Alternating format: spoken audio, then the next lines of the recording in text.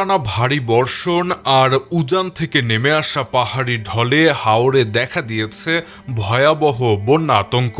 বাঁধ ভেঙে এরই মধ্যে হাওরে হু করে ঢুকতে শুরু করেছে ভয়াবহ বন্যার পানি, আর সেই স্রোতের নিচে তলিয়ে যেতে বসেছে কৃষকের সোনার ফসল।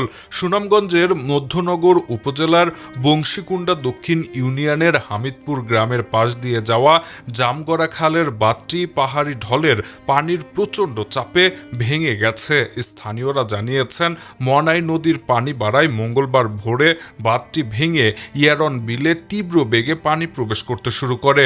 ভাঙা বাঁধ মেরামত করার কোনো সুযোগ না থাকায় চোখের সামনেই ফসলি জমিতে ঢলের পানি ঢুকতে দেখছেন অসহায় কৃষকরা।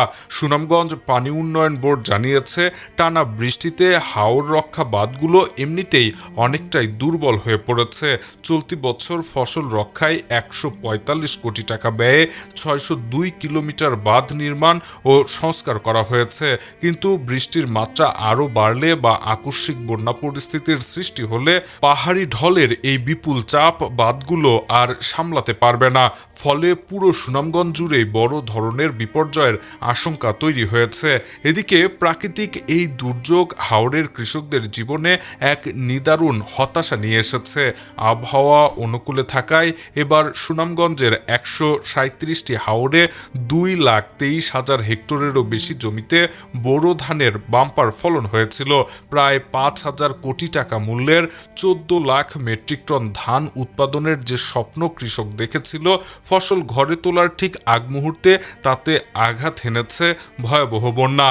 এখন পর্যন্ত হাওরে মাত্র 53,000 হেক্টর জমির ধান কাটা সম্ভব হয়েছে, কিন্তু বৃষ্টির কারণে জমিতে জলাবদ্ধতা সৃষ্টি হওয়ায় ধান কাটার অত্যাধুনিক হারভেস্টার মেশিনগুলো কাদায় আটকে যাচ্ছে, মাঠে নামানো যাচ্ছে না। এর পাশাপাশি দেখা দিয়েছে চরম শ্রমিক সংকট।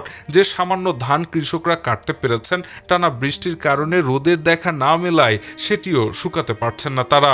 উপজেলা কৃষি বিভাগের কর্মকর্তারা জানিয়েছেন, ঝুঁকিপূর্ণ নিচু জমিগুলোর পাকা ও আধা পাকা ধান দ্রুত কেটে ঘরে তুলতে কৃষকদের সাথে তারাও মাঠে কাজ করছেন। কিন্তু একদিকে বৈরী আবহাওয়া, অন্যদিকে হু করে বাড়তে থাকা পানি, সব মিলিয়ে এক চরম অনিশ্চয়তার প্রহর গুনছেন হাওরের কৃষকেরা। সোনার ধান ঘরে তোলার আনন্দের বদলে এখন পুরো হাওর জুড়ে বিরাজ করছে শুধুই ফসল হারানোর চাপা কান্না ও উৎকণ্ঠা। Shahriar Alam, EBD news.